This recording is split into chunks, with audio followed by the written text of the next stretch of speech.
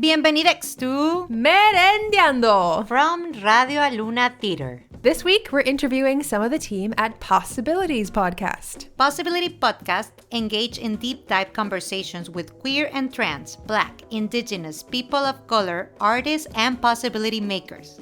The Possibilities Podcast seeks to be a portal for inspiration and insight that invites its listeners to generate their own infinite possibilities. We sat down with Umang Antariksh Sagar, the creator and host, and Kumari Giles, the show's producer.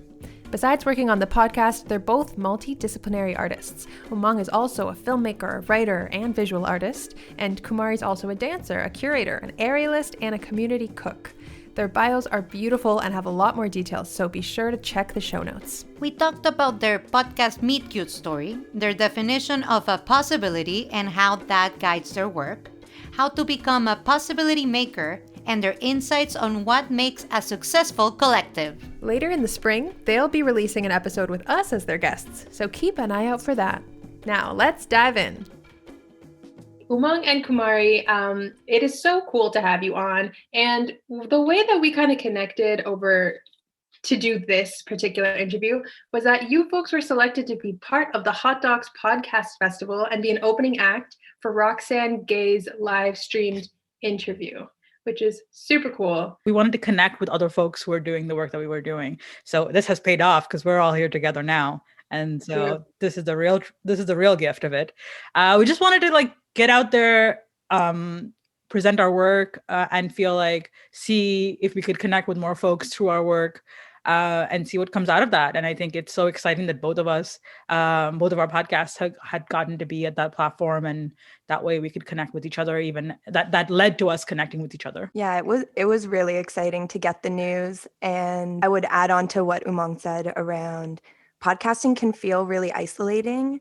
And can be done in silos. And so being able to connect both with other podcast creators and hear more about how folks create podcasts and then be able to build audience was also impetuses to apply to that. And then we did it. And that was really exciting. Yeah. And here we are now. And we wanted to ask you, what was your meet cute story about podcasting? How did you meet cute in this medium, both you, Umang, and Kumari?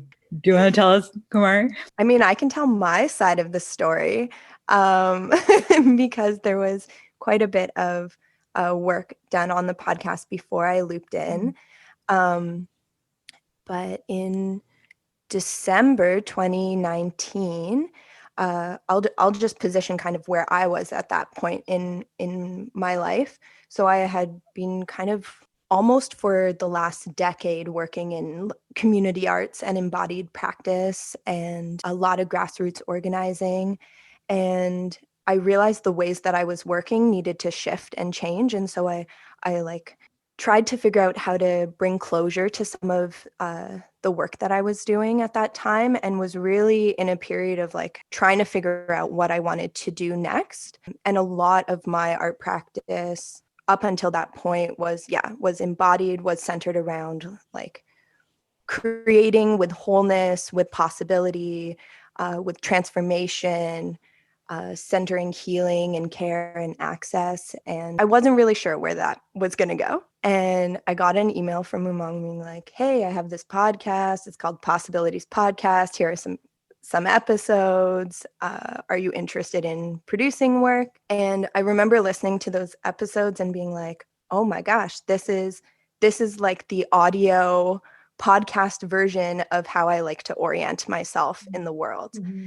And so was really excited about that. And we met at a cafe in January 2020 and just talked about possibilities and where we were at and if this was going to be a thing that worked. And that was our little meet cute. We drank some coffee or tea and chatted at a cafe across from OCAD.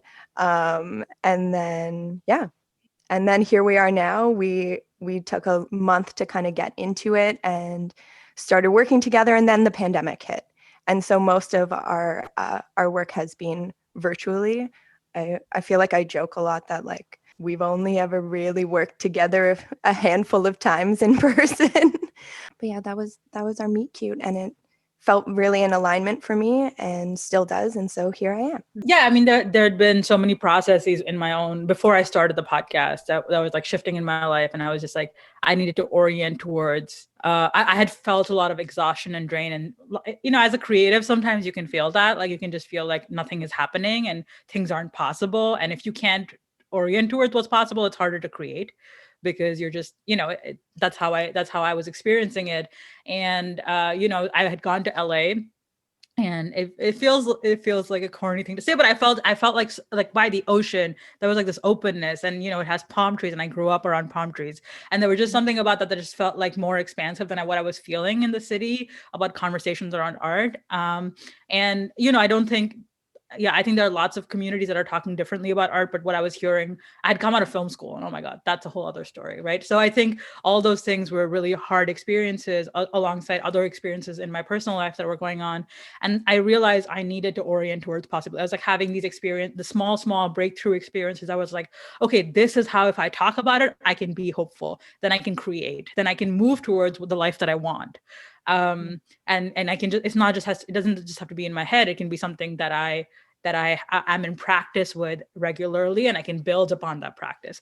And so I didn't really fully know what the podcast was going to be. And this is a little bit of an origin story of the podcast even, but I think it'll come into the meet cute eventually, which is that there was like this, I had this idea that I wanted to be in conversation with people, to be able to just to people who inspire me and have those conversations that I wanted to have. Like I wanted to have deep conversations. I think that is what I wanted to have. I didn't know it was going to be possibilities, but then, and I was like, someday I'll have this conversation with our first guest on our podcast, Adrienne Murray Brown. And then it ended up being our first interview. In the course of that conversation, I realized what the podcast was, what I wanted the podcast to be. And because it was like an independent podcast, I didn't pitch it to anyone. I didn't like build it up into anything. It was just something that I wanted to do.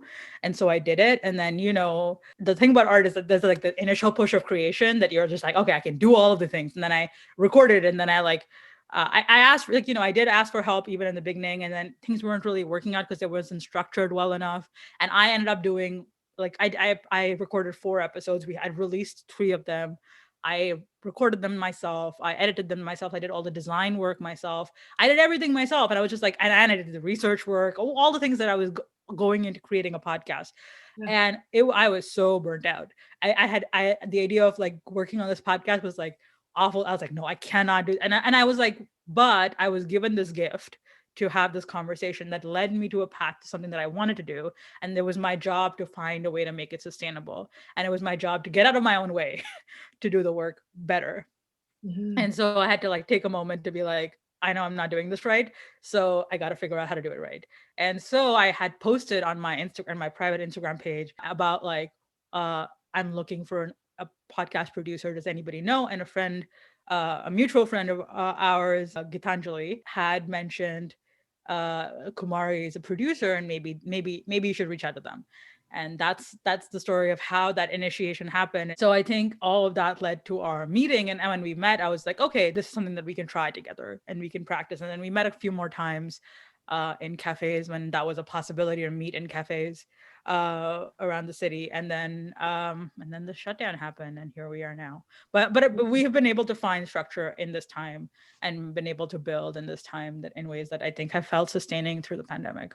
The episodes of your podcast that we can hear that you had in person, they have like this delicious special quality, but they still have that quality over Zoom. So congrats on that. And one thing I learned in the Hot Docs Podcast Festival is like, that podcast Reply All, it's like very famous. Mm-hmm. They have 10 producers. Yeah. Look at us go. We're all just like, trying to do everything ourselves. And podcasting, it's beautiful, but it is a lot of work. So yeah, everything you said is very real. I mean, yeah, y'all know it's not nothing. It's just so much work. And then because it seems easy, and it's not that I don't think anything is technically particularly that complicated. Like it's all learnable, but it's totally. That because it seems like just people having conversations, people don't realize how much actually is going on behind that to make those conversations possible and effective in the time that you have the audience's attention. because the audience could be doing a million other things, but they're here with you. So I feel also right now during this pandemic that is lasting forever. I always play podcasts, even though I'm not paying full attention, but it just makes me feel I'm in the place with people. Like they have become such a source of normalcy in my life that is, I'm cooking. I need to hear that people are talking and laughing. And it's this weird thing because sometimes I'm gonna go to reply and you're like, oh no, it's just my phone. So I think what we are doing and what you folks are doing, it's amazing. And during this like pandemic times, podcasts have become like a way to find connection. And I think particularly because your podcast is about dreaming beyond what is currently, it's about possibilities. It's just very nice to listen in on those conversations. And one question we have for you is the title of your podcast is Possibilities Podcast. So what is your definition of a possibility? You know, we've never actually talked about I a love this definition question of because no one's asked possibility. this before. Ooh. Yeah. I mean, I see a lot of really beautiful like space kind of imagery. And I know that you're into astrology, Sagittarius. So If you've ever heard my podcast, you know I can't stop talking about that. I mean, for me, I love this question because I was thinking about this and I was like, what is a possibility? And I think possibility can be like super mundane. What's possible right now is that we are here together, which is both kind of incredible that we're all able to be here, but it also feels mundane in this moment that we're all here together. And so there's that mundane, but I think the possibilities that we are interested in the podcast that I think are the most exciting to me are like, I think of something just this weekend, Alexis Pauline, I attend the Sunday sermon by Alexis Pauline Gumbs most weekends, or nowadays they're doing it once a month. So I attended then. And she said something about like, at the root of anger, there's love. So even in the thing that feels destructive, there's an inch of possibility. Or one time, actually, there's an oracle section of the sermon session, the service. And while sometime last year, I had asked this question in the oracle. I'm not going to technically explain to you how the oracle happens. It's basically you submit questions and they, through books and technologies of other sorts, they respond to your questions. And I had asked a question around, how can I let go of the thing that was not possible back then? Like something around, in my past, I felt like something wasn't possible. Or like, when you're a kid, you feel like you didn't get to have something and that felt like impossible. And Alexis was like, going through the question, what was not possible? What was not possible? And at one point she just broke and she's like, I can't even hold on to that. You're here. That means something was possible. And I loved, and I started laughing. Of course, she could not hear me, but I was laughing because I was like, that's so true. I'm holding on to the limit of the idea of what was there, even in, this is not going to be a third reference, but one of the things that I think about a lot is the goddess Kali, as it's from the Hindu tradition, or South Asian tradition. And she's the goddess of destruction, yet she's the goddess of divine love. So even in destruction, even in what we cannot uphold and we need to destroy, there is that possibility of love. There is that possibility of what we want to have. And so just like what Alexis was saying, in that moment where I felt like nothing was possible, the truth is I am possible now because of that moment. What is in me, the wholeness of me, is possible now. So I say all that to say that I think the podcast is interested in, we might, even if we don't like what's happening around us, we are creating the world that we want to create. And I think Cutie BIPOC artists in particular are creators or people who are shaping spaces in the world are particular models for this, because so much of what we are wanting to live and live in our wholeness, or what our bodies are telling us to be and our inner beings are telling us to live into, is not something that we may actually see out in the world a lot. We may see some examples, and there are certainly ancestors and people that we can align with, but the majority of the world is not aligned towards us, is not centered around us. And yet we are creating, even in the landscape that isn't for us, our world and a world that we thrive in. And so that is a possibility that the podcast, I think, is most invested in and most curious about. That is so beautiful. Yeah, I've like that last piece, I think, is how I understand possibility, in terms of like how this world doesn't allow QT BIPOC folks to live in their fullness, or not allow. That's giving the world too much credit. Doesn't give space for queer and trans BIPOC folks to live in their fullness and wholeness. And I think for me, the ways that this podcast, as well as myself in the world, try and open and think through possibilities is connected to wholeness and is connected to what does it mean for us to live our like fullest lives and be our fullest beings. And so possibilities to me is about like a consistent curiosity and questioning of what those kind of constraints could be, and thinking through what are the options beyond that, what are the options within that, and which one do we want to orient towards in whichever moment it is. And I think the podcast really brings in those conversations and is having those deep dive conversations with people, so you get to like see and hear and feel them in their wholeness, which in its essence for me is an opening, is that possibility scape being created around us. It just seems like you both are perceiving the world as full of possibilities, as opposed to full of limitations. Like just changing that kind of dynamic in your brain and trying to like make that into what you are making in this podcast. That's very powerful. I think one of the criticisms of optimism is being like, you're not seeing it realistically. And I think you can see the thing realistically and be like, I don't like this landscape. I think this is not working. And yet feel possibility, because it's orient towards a possibility. You don't have, there's so many things you could orient towards in that moment. You could orient towards what is not there. And that is a valid orientation. Absolutely. But I also think choosing for the possibilities, choosing to look forward to your own to the power within you to move something, or to the power of the communities to move something. And so it's to me adding the fuller picture, even in a moment where there are things that are not what you want them to be. So talking about possibilities, we had one question about how do you become a possibility maker, and who is a possibility maker in your life? Asking the tough questions. I can dive into this in that I do feel like there is an innate thing within me that has always been seeking for possibilities. When I think back on my life, even when I was a small child, I was like, what? I don't understand why this thing isn't possible. Like, why are we limiting ourselves? Like, that was very present in like 5-year-old Kumari's life. That stays present with me now. I think part of myself being oriented towards possibilities is about seeing what the reality is and feeling the reality and wanting something different. And so that is what fuels me.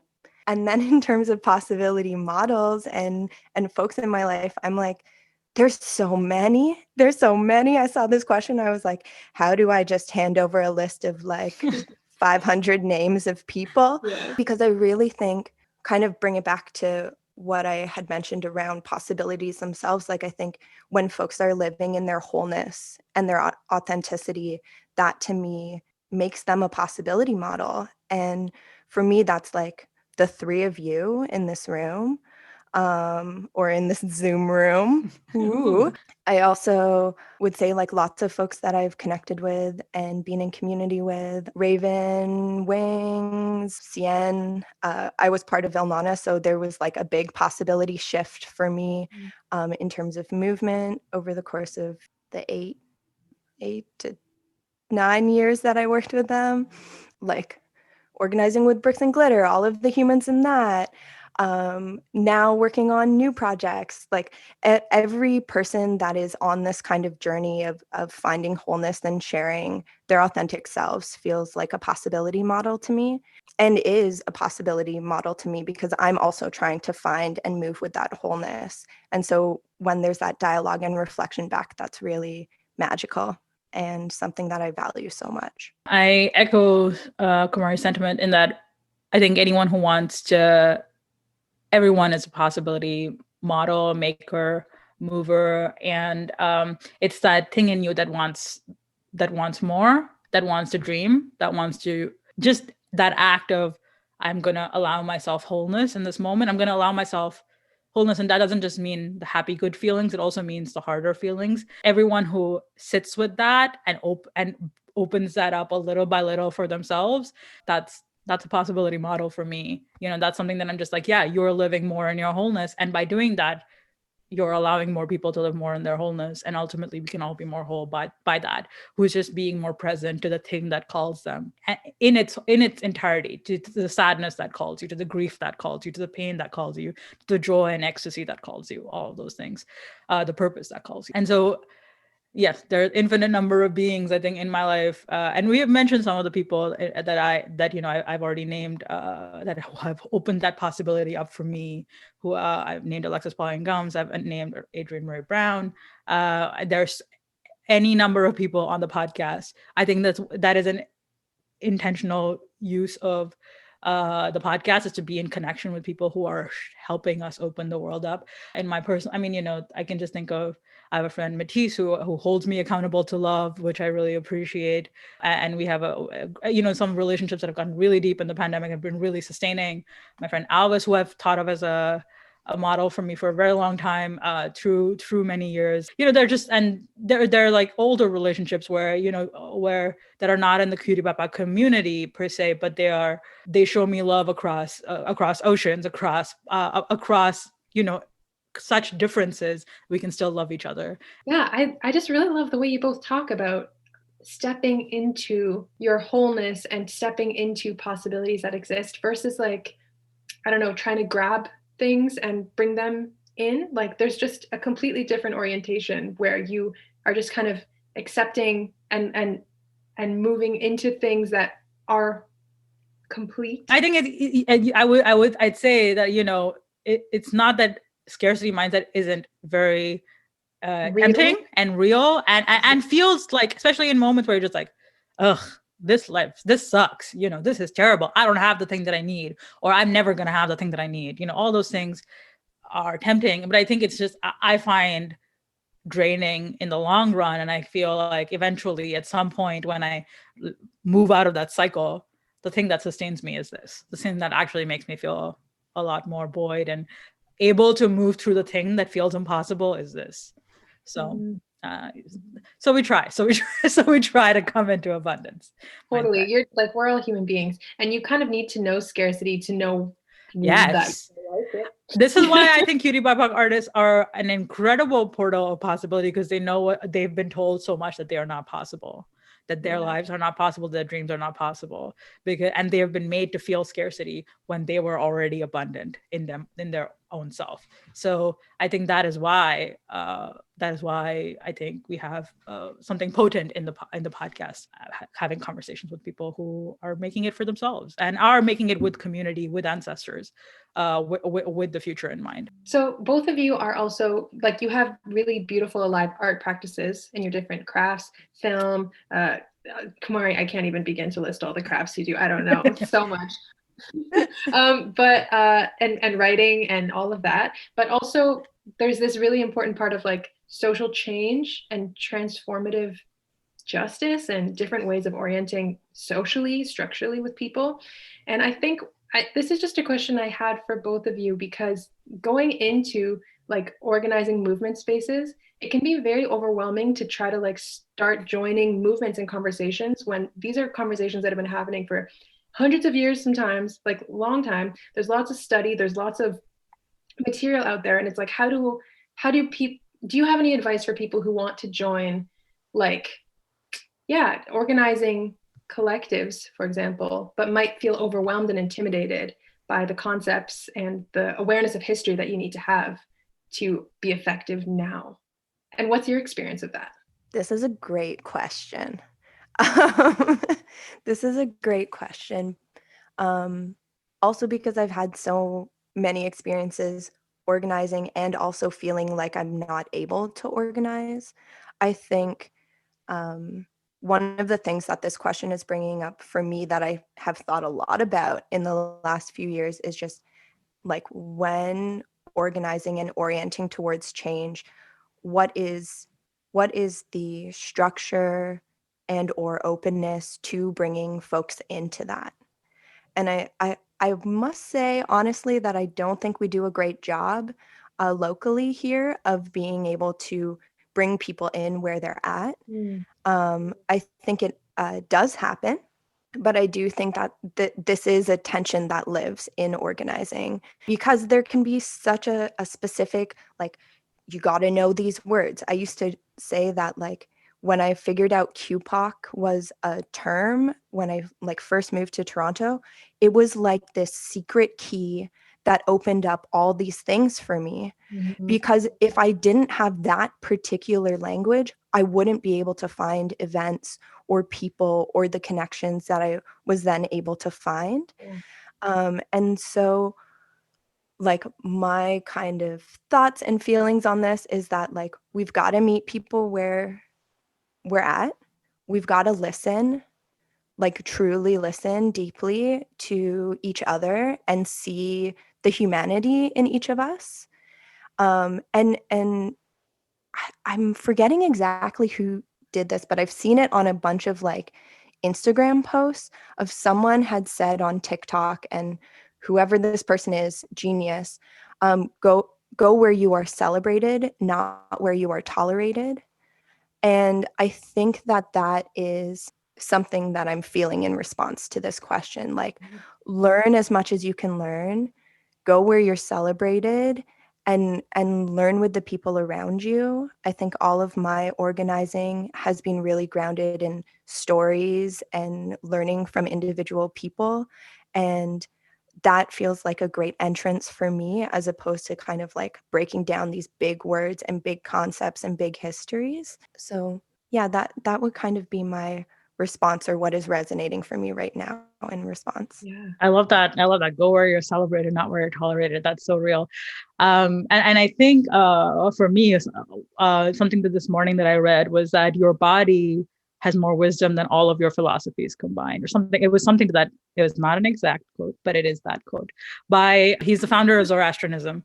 Oh, cool. And I was thinking about this because I was just like, the thing that we can all have access to, we may not know every single thing about anything else, right? We may not know about somebody else's real, I mean, ultimately you can think about it, you can ask questions, you can learn about it, but you can't experience somebody else's life.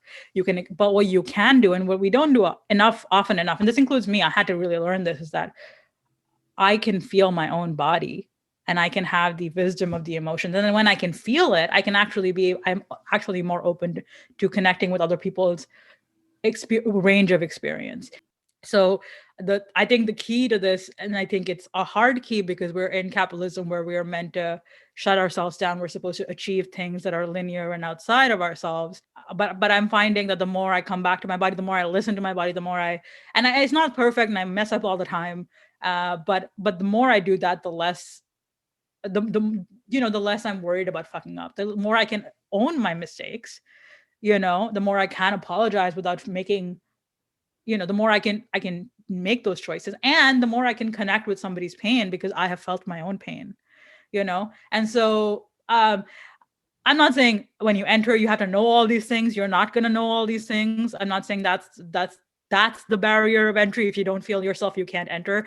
I'm not saying that some of it is only going to happen through relationships, but I find that if you're in a path, if you're finding places where they can let you be safe enough to feel yourself, then that's probably going to be as Kumari was saying, that's going to probably be the most generative path. And for us to, as people who are more in the spaces, to be able to know our boundaries. No, we don't have to take on more than we can take on, because that's a recipe for disaster. But also then in that moment, be able to be like, have compassion. Even if you want to say no to something, have the compassion to be like, I understand what's happening. And we can have that compassion to not make somebody, you can be like, this hurt me, but not that you are a bad person for doing this. Like, what you did really hurt me, and this is really not okay for me, but doesn't mean you're inherently worthless because of your action. So I think that's like, it's a both game, and it's ultimately, that's where, every person should be valued for the knowledge that they bring within themselves, within their experience. And, and certainly as like people with like language, especially as marginalized folks with lots of different things that we're experiencing, we don't know maybe what academic texts have been writing about for a million years, all the theories, like all the terminology. And if that becomes a barrier of entry, maybe, and people who are holding up that barrier for some reason, I think we can also acknowledge that those spaces are not ultimately going to be, unless they soften and allow us to be there, that's not ultimately going to buoy us up in the way that we want to be buoyed up. Anyway, so it's a mutual thing, but honestly, some of it is always going to be messy. Yeah. These are such expert answers. I know. I was like, wow. But yeah, it's amazing. Talking about spaces and what space do we feel safe. And as a queer creative, how do you find being creative in Toronto? How did you know this is a question that I would have so many feelings on? I was born in Abu Dhabi. My family lives in the Middle East, and I grew up in India. I went to school there, and then I moved here when I was moved to Canada when I was 17. We moved to Waterloo, which I would not recommend for anyone to do. And then I came to Toronto like more than 10 years ago now. So I've been here for a while. Yeah, it's a place to be. Toronto. I think the scarcity feels really intense, and I think that really weirdly. And some people I've heard, and I don't know this to be, I don't know this to be complete. I'm not 100% sure if this is a thing, but I think this is a factor, is that there's government funding and there's like a lack of, there feels like only this much possible with that, you have to like really shape yourself to what the money is, as opposed to somewhere in the States where we're always comparing ourselves to there for lots of reasons. There is different models, which in ways also has scarcity attached to it, but also at the same time can actually give you the thing that you need for lots of different reasons, because they're funding a bigger variety of things. And so there's this like push and pull of like, yes, there should be government funding. There should be more government funding. At the same time, it should keep up with what people need and what people are creating. And maybe it should be a different type whole model altogether, where people aren't like always, crabs in a barrel situation. I don't know. I don't eat crabs, but I assume that means something. But I don't know. And I think that's the funding situation. There's like a money and capitalism situation to that. As someone who's part of the film industry and goes to a lot of events around film industry, one of the things that people will say is that you have an idea of what the American voice is in film. You have an idea of what the British voice is in film. You have the idea of what the Iranian voice is in film. You have no idea what the Canadian voice is. You have the idea of a Canadian voice doesn't have enough money. That's, I mean, and the thing is, we're not actually, or like very polite white people. Okay, whatever. That's not the Toronto any of us lives in. And I actually think, while there are obviously creators doing the work of making a new world and creating the work, they're not given the kind of structurally. And I think, there's a lot of talk in the industry these days that things are changing. We'll see. Yeah, gotta see, not just talk about it. People always talk about that, so you never know, right? Like, but I think that feels very real to me, that there is not, that there has been less emphasis on authentic Canadian voices of the experience of Canadianness, or, I mean, whatever. Not that I'm invested in that necessarily, but it's the idea of us actually focusing on ourselves and being like, what are the possibility here? I think there are people who are doing that despite the odds. That is not what the system is built to propagate. And so it feels challenging. And a lot of people will tell you to, like, I remember going to a screenwriting session one time, and this person was like a woman of color running the session. She's like, it's not about creativity. You got to write a story that is gonna sell to Netflix, and they have like these seven models about how to write it, and your side characters, you don't have to make them interesting. They have to be flat, so some Chinese grandma in the middle of China can relate to it. And I was like, I've never met a Chinese grandma. This is really all my Chinese friends' faults, that they have never introduced me to their grandmas. How am I supposed to write to that? It also feels like it's telling you to bland yourself out to be mass accessible. And anyway, that's my criticism. Yeah. But I do think, at the same time, you can see there are people and groups that are really shifting the landscape, that are making different work, that are investing in, I think, I feel more surrounded by that energy generally in my personal life, but we are in a landscape that I think doesn't necessarily automatically support that. Yeah, I think Thanks for sharing all of those kind of like structurally pieces to being a creative in the city. I think a lot of them, there is lots of scarcity because rent in the city is really high. And how do you get the money to just pay rent? Which is a big barrier. And I mean, I would say being a creative in this city, I have accessed a little bit of government funding, done a little bit of things with institutions, but mostly not, which is great for my creative spirit and sad for my survival paying rent spirit. And so I just have kind of continued to orient myself towards that. And see the abundance in the creativity of the humans that are here. I think that the energy of the city can feel very distracting and sporadic for me. And so being able to have a really grounded, solid, creative community that is really and truly majority queer and trans, almost all queer and trans, majority BIPOC folks, and also disability community, I would say, in the city feels like that those are the points that I can keep coming back to be able to tap into my creativity and let it thrive.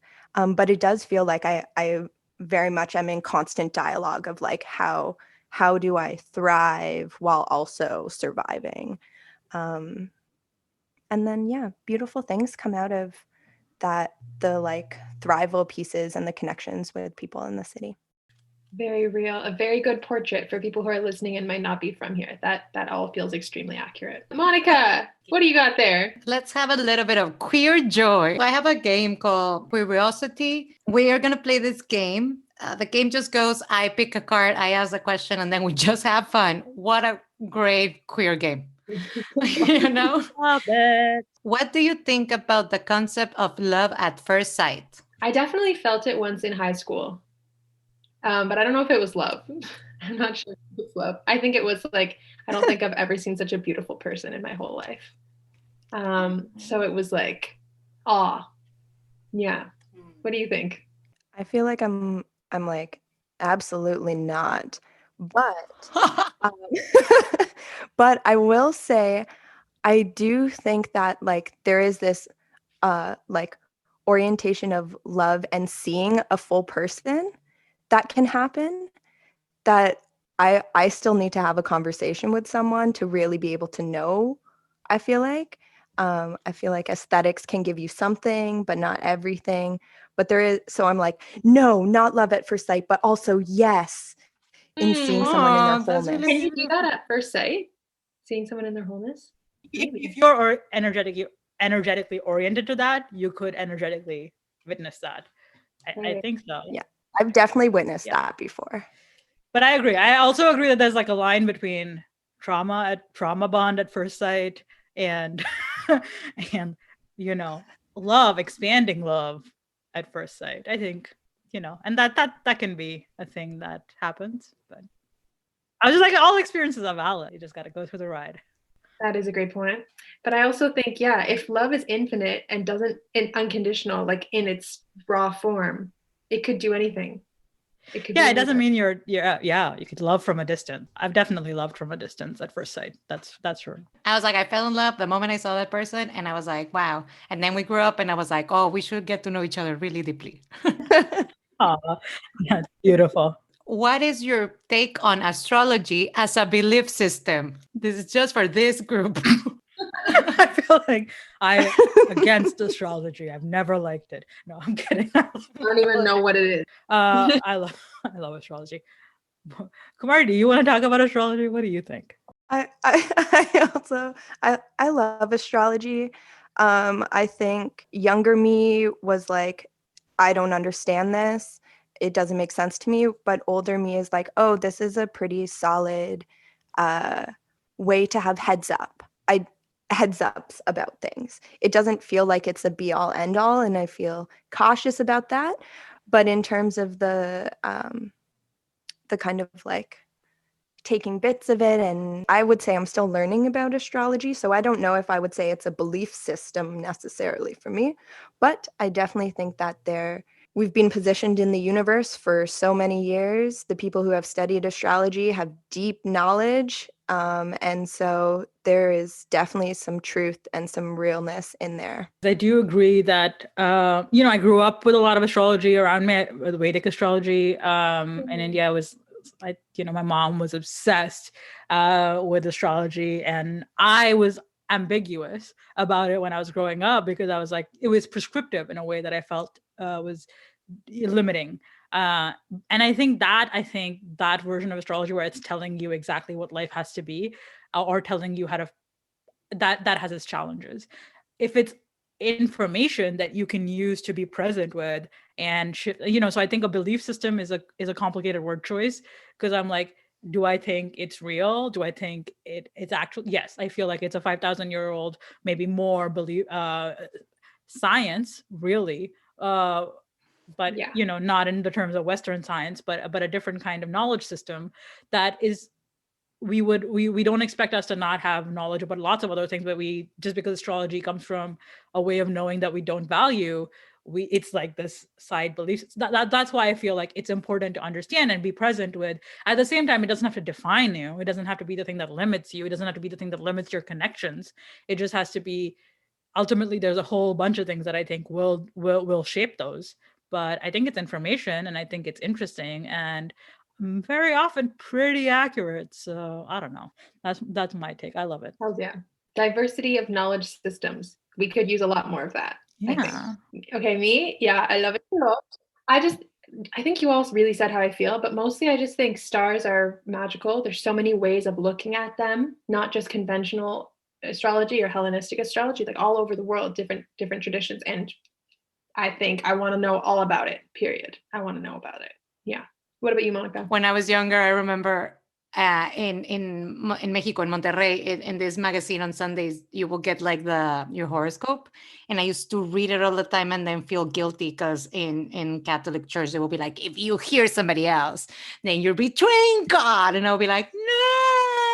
Mm-hmm. But now that I think for myself, I can see that there's a lot of information that I like, and also it's quite interesting, because it's also a way to get to know yourself. But also, I do believe in compatibility. Yes. I put astrology a lot with moving here a lot. Mm-hmm. Also, queer community taught me a lot about astrology. Mm-hmm. Definitely, like intro, getting to know you questions. What are your top 3 signs? Like that's very important. Very important. So I think we're gonna wrap up our part of this beautiful interview. And every episode, we ask our guests to pose a question to the next guest, so we can keep the conversation going across all these digital borders and physical borders, and keep the conversation flowing between artists. So the question for you two comes from Genoa Gila, who is a strong Torres Strait Islander woman from Rockhampton, Central Queensland, in so-called Australia. She is a dancer, writer, comedian, artist, like award-winning air guitar player, like amazing human being. Genoa is very passionate about legacy. So her question for you is, within your artistic practice, are you thinking about now, or are you thinking about tomorrow? And will your practice open up a space or make passageways for the next generation? Yeah, I think a lot about legacy. It doesn't make sense to me to do something now that doesn't open something for the future. And I think, like, when I look back on my life and currently in my life, I think about all of the people and creatures and lands that opened up possibilities for me to be where I am now. And so I want to continue that legacy, and continue opening up spaces that impact the right now, but also means that we have the worlds that we want to be living in. And so kind of collective conversations around and movements towards what that looks like is really important in my legacy and the things that I orient myself towards. In a weird way, it's the same thing for me. I'm just like, to be fully in the now is to write myself into the future, and if I'm able to embody myself fully now and honor my wholeness now. That is, to me, what I know as a way of creating a future where the people that I interact with, the way that I move through the process that I'm engaged in is hopefully going to be generative. And so I feel like I don't know how to separate the now and the future, because I've been trying to practice a lot being more and more present in the now, because that's what I have now. And so yes, I hope that something is expansive and generative in the future. I hope that there is something that comes out of this that shapes something more for somebody else. But if I'm fully present in the now and fully present in what I can offer now, I trust that that's going to open up something down the road. And I trust that that's going to create something, if it's coming from a good process. And I mean, I think we talk a lot about in our podcast about process, because if it feels good now, then the outcome hopefully is going to be one part of what comes out. My way of orienting towards the future is to kind of think about what can I authentically offer, what can I authentically be present to, and try and be more and more present to that right now. And hopefully that opens up something, or not, or somebody else does something more exciting than me, and that's okay. I mean, the fact that you're even just creating this podcast and leaving an archive of moments of presence and connection is a very beautiful legacy to be leading.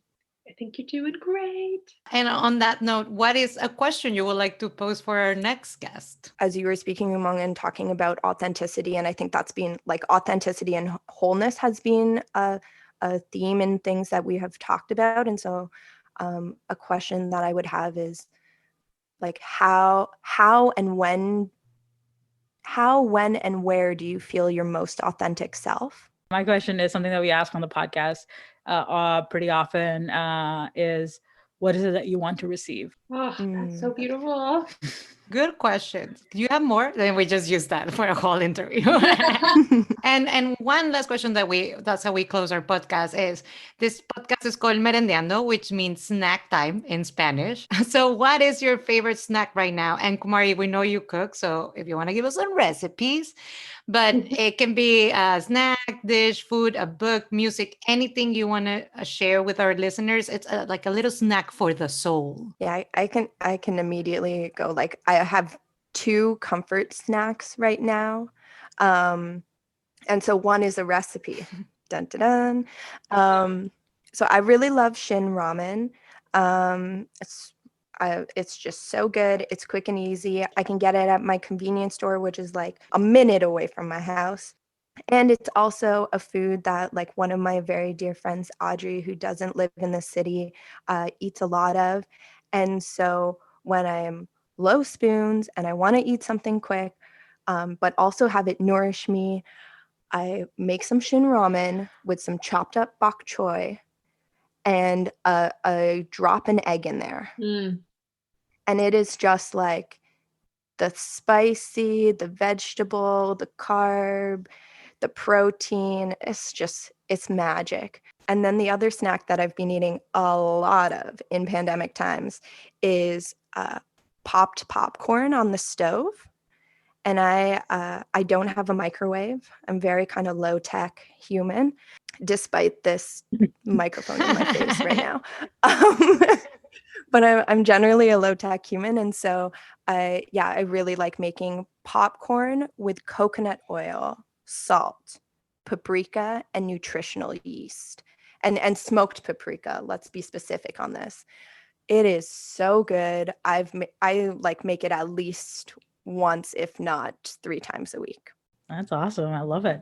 Great recipes. Mine is kind of, when you were talking, I was like, oh, the thing that I find very comforting is something that I grew up with, which is Maggi, which are Maggi noodles. And we grew up with that back home. So I do make that a few times, and it's not as fancy. I just boil it and put the packet, and it's good enough for me. About Maggi, like in Mexico, there's Maggi sauce. Do you know about like just the brown sauce?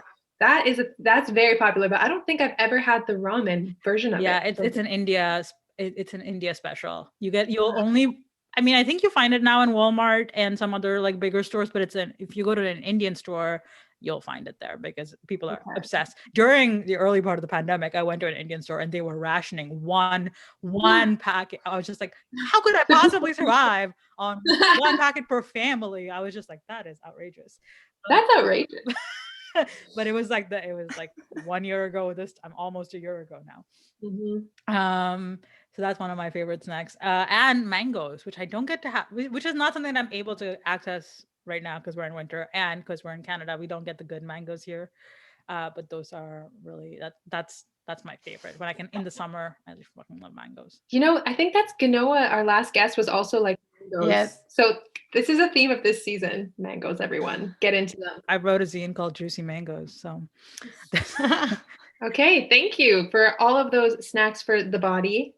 That's very important. And thank you so much for being here and talking with us and sharing your visions of the world, of how to be in it. It's a huge gift to have you on. thank you. It's been a pleasure. We are speaking to you from the shores of this beautiful Zaga Igan, known to some as Lake Ontario, in Toronto, or Dagarondo. This is the ancestral territory of the Haudenosaunee or Longhouse Confederacy, the Anishinaabeg Nation, the Wendat, and the Mississaugas of the Credit.